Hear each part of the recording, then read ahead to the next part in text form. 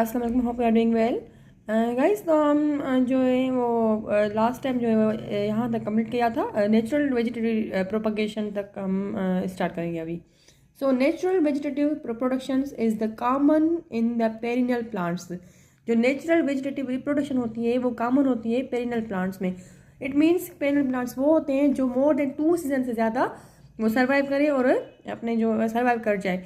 तो natural vegetative reproduction जो है वो कॉमन होती है किसमें, पेरिनियल प्लांट्स में से। आपको ये जो है ना वो ये एक एमसीक्यूज जो है बन गया कि आपसे पूछ सकते हैं कि नेचुरल जो वेजिटेटिव रिप्रोडक्शन है वो कौन से प्लांट्स में ज़्यादा कॉमन होती है, तो आप कहेंगे कि पेरिनियल प्लांट्स में से। ओके, अब पेरिनियल प्लांट्स में भी हर्ब्स हो सकते हैं, लाइक ट्यूलिप्स जैसे हो गई, ट्यूलिप आपने देखा, जिंजर हो गई, कोलोकेशिया हो गया, अनियन हो गया, मिंट हो गया, केरोकोकस हो गया, श्रब्स और ट्रीज भी हो सकते हैं पेरिनियल प्लांट्स में से। बट पेरिनियल प्लांट्स मोस्टली जो होते हैं ना वो हर्ब्स होते हैं। देखिए, पेरिनियल प्लांट्स में भी हर्ब्स, तो हर्ब्स हो सकते हैं जैसे tulip, ginger, onion, colocasia, mint and crocuses, या हम श्रब्स भी होते हैं, उसमें ट्रीज भी होते हैं। अब देखिए, ड्यूरिंग द इनएक्टिव सीजन, जब इनएक्टिव सीजन होती है ना, इनएक्टिव सीजन, तो winter in the temperate and cold climates and summer in the tropical countries.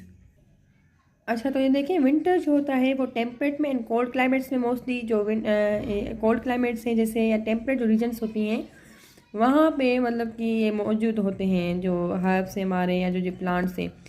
अब जो समर है, जैसे गर्मी के मौसम में ट्रॉपिकल कंट्रीज मोस्टली वो होते हैं, या जो एरियल पार्ट्स हैं ना पेरिनियल हर्ब्स के, वो आमतौर पे डाई कर जाते हैं और फिर कंटिन्यू करते हैं और जब तक वो वापस जो है वो वेजिटेटिव एक्टिविटी को वो आर्गन्स ऑफ द पेरिनेशन के ज़रिए। अब आर्गन्स ऑफ पेरिनेशन कौन से हैं, मतलब कि ये जो समर सीज़न है या विंटर सीज़न है इनमें इनएक्टिव फॉर्म में होते हैं, फिर जो अपनी डाई हो जाते हैं प्लांट्स।